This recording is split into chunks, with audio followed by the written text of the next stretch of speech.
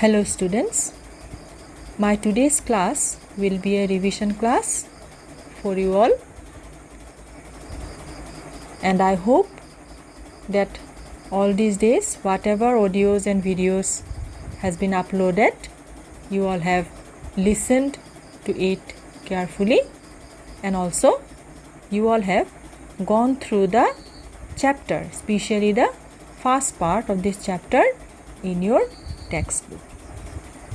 Okay, so today I will just discuss it again, just a quick revision, so that it will be easier for you all to appear your first test, which is going to be conducted very soon.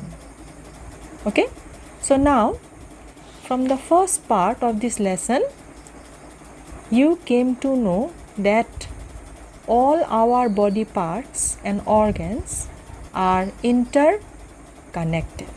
Is it not? Interconnected, and they are interdependent on each other. That means if any part or any organ is not working properly, then what will happen?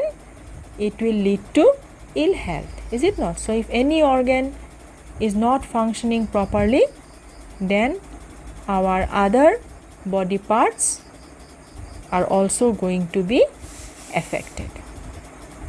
Okay, then we have discussed what is health. Okay, so the definition, how it goes: what is health? The physical, mental and social well-being of a person, we can call it as what? Health. Physical, mental and social well-being is considered to be as health. Okay, then also we have seen the point how personal and community issue both matters for health. Okay, so for healthy state, or we can say that healthy condition, you alone cannot achieve it. Okay, so you alone cannot achieve health. Why? Because it is very much dependent on what? On our surroundings, our community. So alone, so health is not a thing that you can achieve it alone. Okay, because it is very much affected by our surrounding and also our community. So as in the definition it says that what? Social and mental well-being has to be there. And also these two, here two questions, as earlier in my doubt clearance class I have said that define health, what do you mean by health? Okay, and then this is the direct question, how personal and community issue matters, both matters for health. So that in my audio I have discussed elaborately with example, it is there in your textbook also, so that you will have to write down in a proper way in your answer how personal and community issue both matters for health. Okay, then I have also discussed how health and disease free condition, they differ from one another. That means they are not the same. Healthy state and disease free state, you cannot consider it to be as the same, because disease free state or the disease free means what? It refers to a person. Okay, so disease free means it will refer to a particular person. But when we say healthy state or health, then it will include the community, the society where we are. So you cannot say that health and disease free, that they are same. They are not same. Both are different. So disease free means when you are a person is not suffering from any kind of disease physically, okay, but you cannot say that a person who is disease free is also healthy. Okay, so a person who is not suffering from any kind of disease, he may not be healthy because mentally he may be unstable. The society where he is are not healthy. So in that way, we can say that a person who is disease free, okay, is not supposed to be healthy, okay, or cannot, it may happen that a person who is disease free may not be healthy, because here we will have to see that the person has to be mentally and physically stable. Okay, so healthy state and disease free, they are not the same.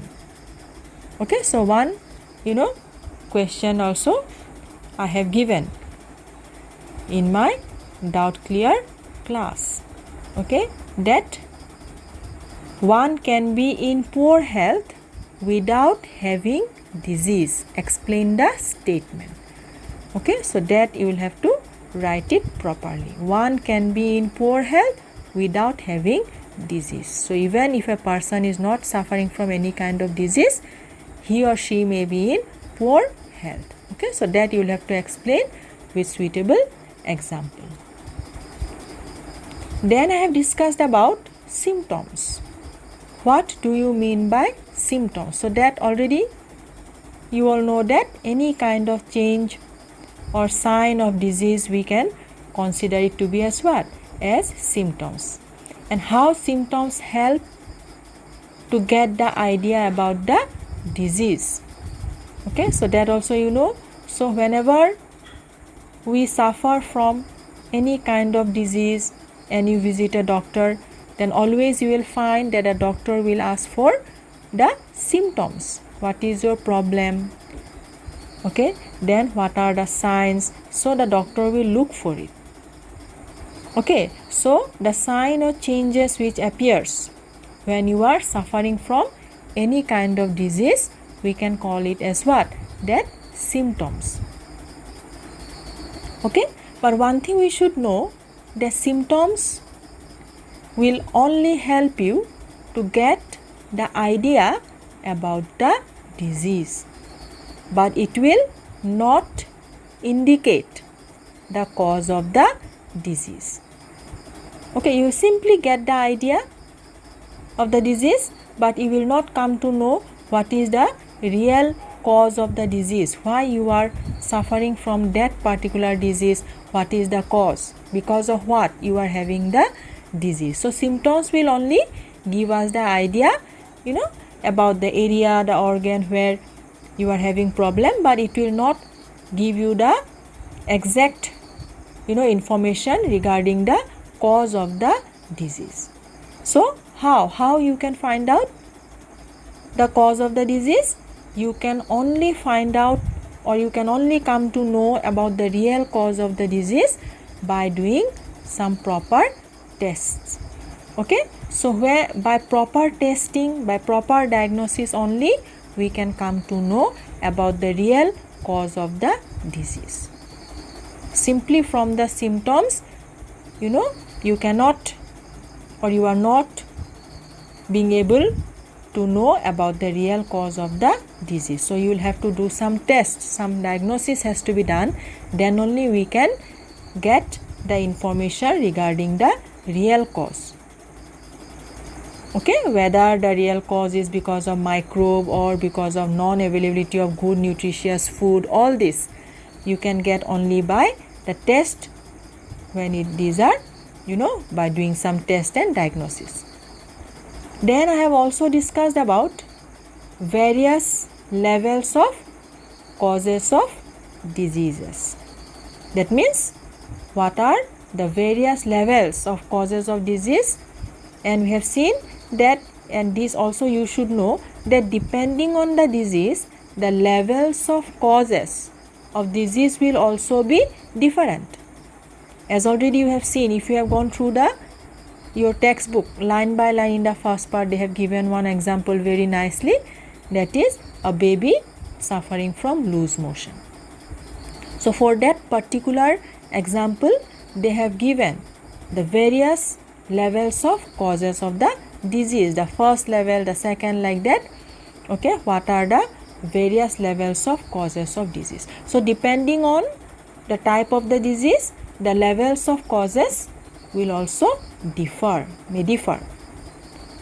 Okay, then I have discussed about the two types of diseases. So this you all know already, you all have come across this term in your earlier classes, that the two type of diseases are what? We can say acute and chronic. Also later in this chapter only we have discussed about infectious, non-infectious, but here we can categorize, okay, depending on the duration of the disease, we can categorize into two types. One is the acute and the other one is chronic. So this again, the difference between, okay, difference between acute disease and chronic disease, you know, it is one common question they give in exam. So acute disease means what? The diseases which last for a shorter period of time, or we can say for few days. And chronic means which will last for a longer period of time, maybe lifelong. Okay, so this also one important difference between acute and chronic disease. Then also here another question I have mentioned earlier, that which one, either it is acute or chronic, will have much effect on our body. Okay, either whether the acute disease will affect more or chronic. So what is the answer? You all know that is chronic disease, is it not? Chronic disease will affect us more because it will last for a longer period of time. So when a particular disease, you know, lasts for a longer period of time, then what it can make? It can make the patient, you know, bedridden.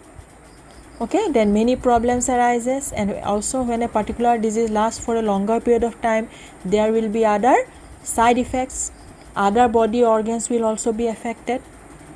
Okay, and also we have seen that if somebody is suffering from disease, you know, for a longer period of time, then not only he or she but also the other members of the family, you know, they become what? Mentally disturbed.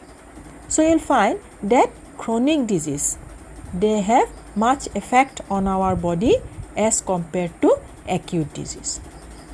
Okay, we have and also have discussed about the infectious and non-infectious diseases.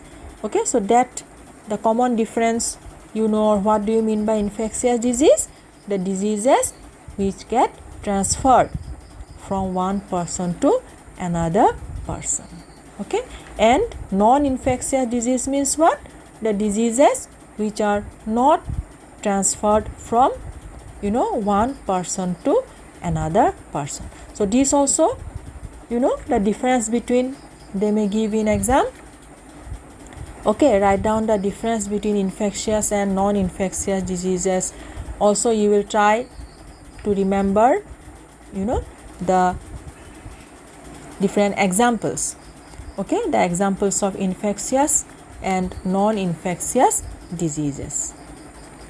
Okay, some examples. So the infectious diseases, why some diseases are infectious and why some diseases are not.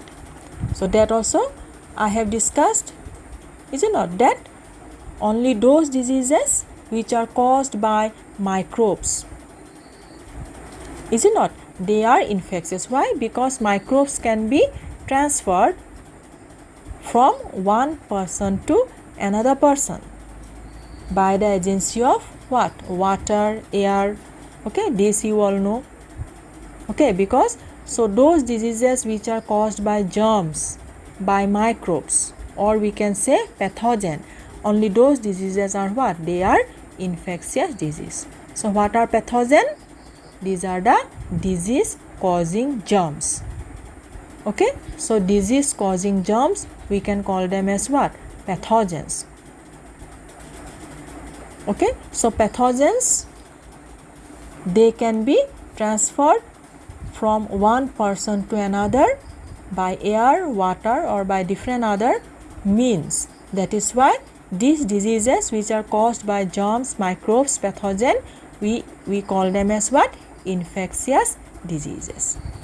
Okay, so most of the infectious diseases, these are caused by what? These are caused by some microbes. The different types of microbes, bacteria, virus, fungi, protozoa, all this we have discussed. Then we have seen that why it is necessary to categorize the infectious agents. Okay, it is very much necessary. Why? Why it is necessary to categorize the infectious agents? Because these microbes, which we call them as infectious agents, they differ from one another. And when the microbes will be different, then the treatment will also be different.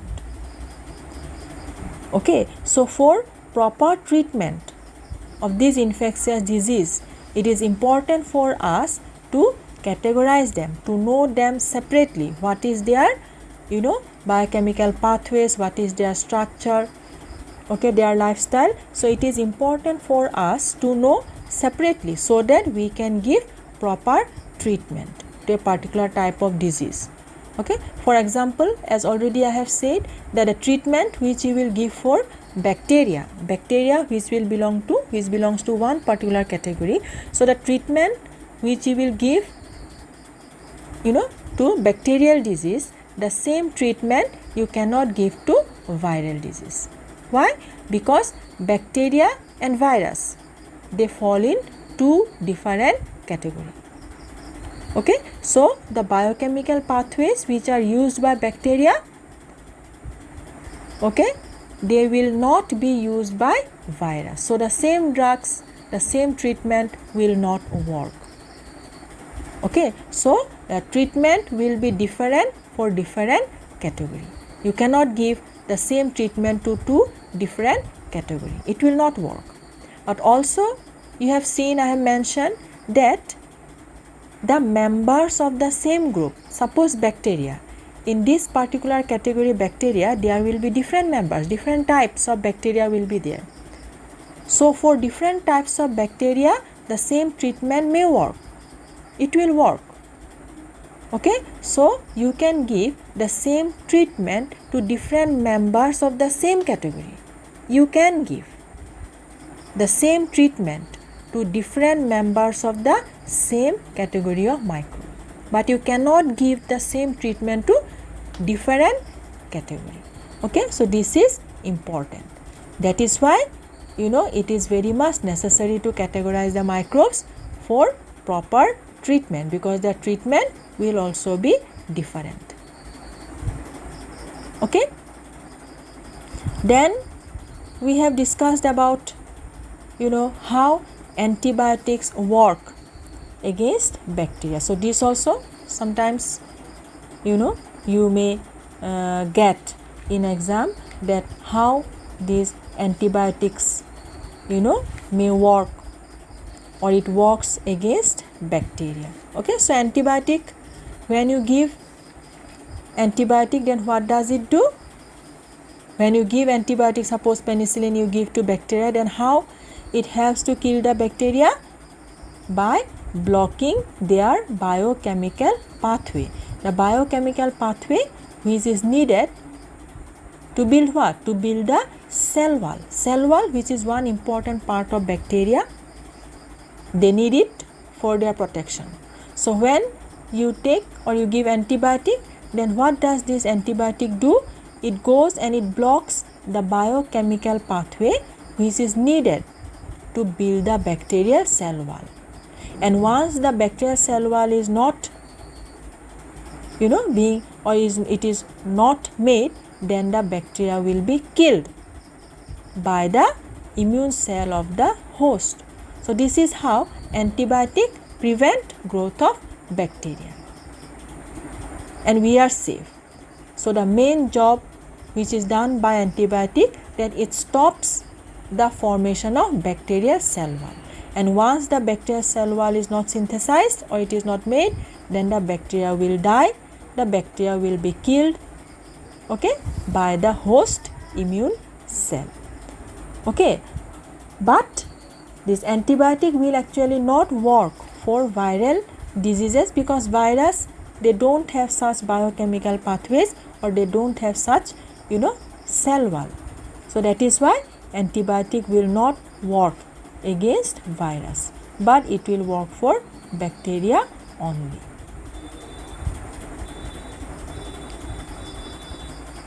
Okay, so this we have seen that how antibiotics it works against bacteria, how it it is responsible for blocking the biochemical pathway in case of bacteria for the formation of bacterial cell wall. Okay, so the treatment will be different for different types of microbes and the diseases caused by them. Okay, and also as earlier I have said that when we have common cold which is caused by virus, then sometimes we will find that taking antibiotic actually it does not reduce the severity or the duration of the disease, but only if the bacterial infection is also accompanied by viral cold, then only taking of antibiotic will help you. Okay, so antibiotic will help only in case of bacterial disease, but not for viral disease. Okay, so these are the points. Okay, I think we have discussed in the audios and the videos which has been uploaded. Until this part, you please study carefully all probable objective type questions, okay, from the textbook. You will just try to find out, and the questions and answers you please try to do it whatever given in the textbook, and go through the textbook line by line. You will be getting the questions from there. Okay, so prepare nicely for this coming test. Okay, and also you see the next videos which will be given after the test properly, carefully. So today I will conclude my this revision class. Okay, thank you all.